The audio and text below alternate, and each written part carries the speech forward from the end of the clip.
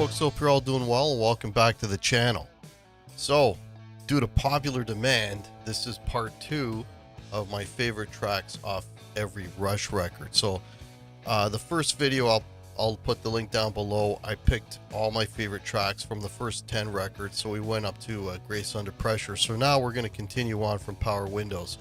And, you know, this next batch of records, the first few, I'm not, I gotta admit, I'm not all crazy about, but at the end of the day, I gotta admit though, on every single album, they're all gems to be had on every single record. Why I'm not such a big fan of some of these earlier records? Well, the same complaint that everybody else has. You know, just too keyboard heavy. They moved away from being a power trio with guitar, bass, and drums. They got a little more into the keyboards. The keyboards were kind of dictating the song structures. It weren't guitar based, they weren't riff based, they weren't you know, chords, at least guitar chords. It was all keyboards and keyboard textures, and the guitar was sort of more there as kind of to flush things out and play secondary parts, kind of color things, right? And there's not nearly as many guitar solos on these couple of records, the first ones anyways, and then we'll talk about when they switched gears and they went back to being a power trio with guitar, bass, and drums, which I much prefer my Rush to be, seeing as I got into the band in the 70s, and that's primarily what they were. So, anyways, if you're new to the channel, please hit that like, please hit that subscribe, and check out the video from the previous list below, and yeah, let's get going. Alright, so starting off with Power Windows. So, Rush is getting to be a little bit poppy on this record.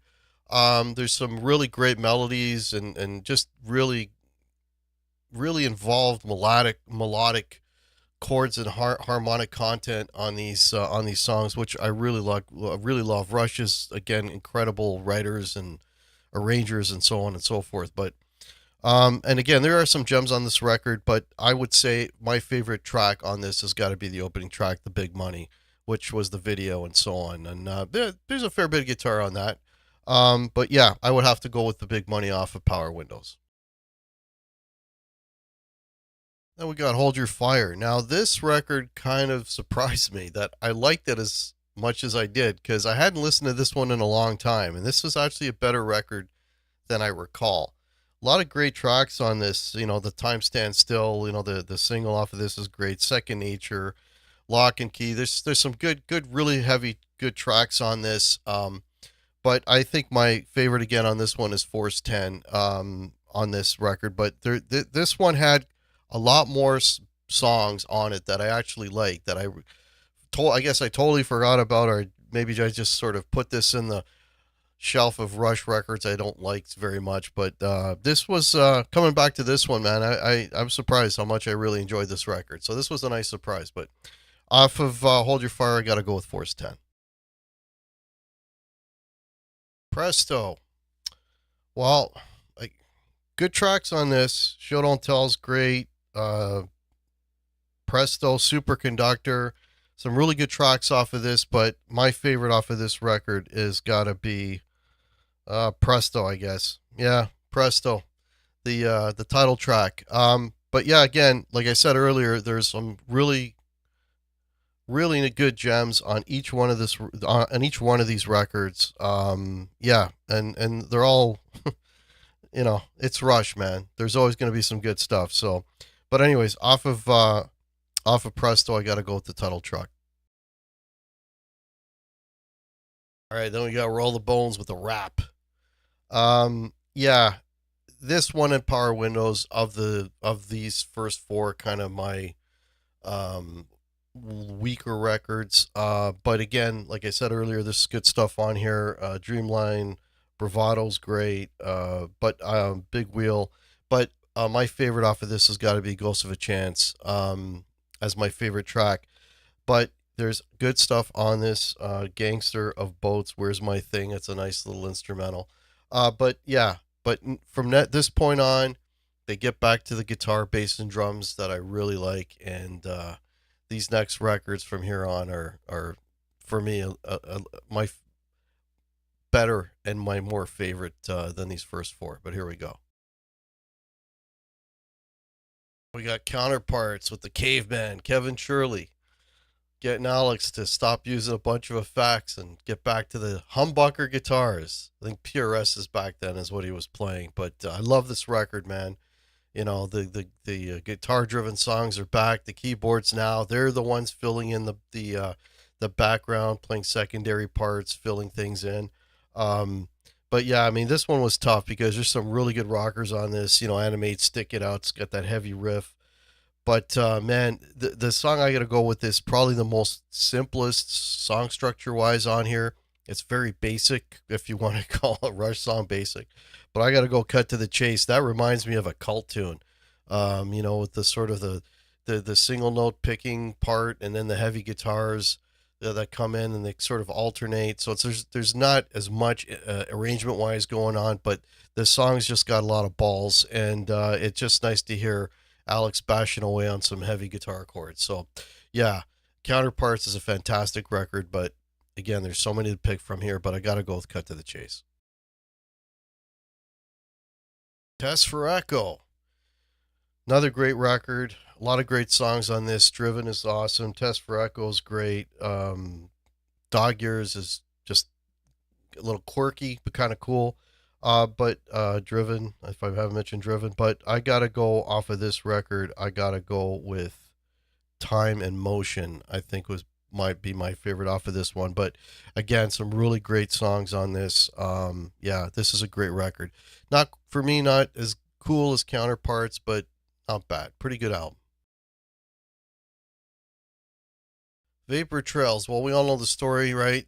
With that record, that's a record that they got back together after Neil losing his family, and you know the idea that maybe Rush would no longer exist. So it was they're coming back together, so to speak. But Vapor Trails is it's got some really great moments on it. You know, the opening track, One Little Victory, always sort of, for me, that was sort of like the calling card that, you know, Rush is back and Neil is back and we're back, that sort of thing. I always sort of got that impression from One Little Victory. I don't know if that was, you know, the intention behind the song, but that's always been my feeling about it. But yeah, on this one, I've got to go with Secret Touch. The dynamics on it, you know, the quiet, the heavy, it's bombastic.